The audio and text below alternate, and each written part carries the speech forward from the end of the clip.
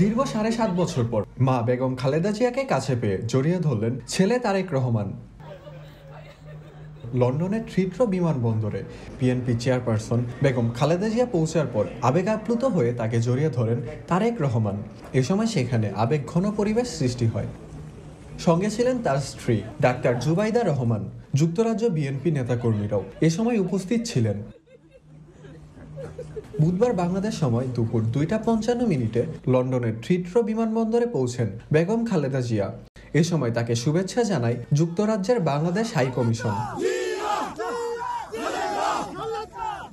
এর আগে চোখ ও পায়ের ফলো আপ চিকিৎসার জন্য 2017 সালের 15 জুলাই লন্ডন গিয়েছিলেন বেগম খালেদা জিয়া। দুবাইয়ে যাত্রা বিরতি শেষে ওই বছর 16 জুলাই তিনি লন্ডনের থ্রিথ্রো বিমানবন্দরে অবতরণ করেন।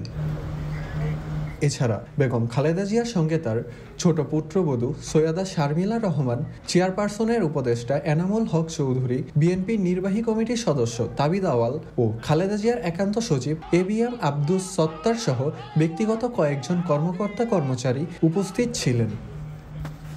মারুফ আহমেদ সামি, বাংলা খবর, ঢাকা।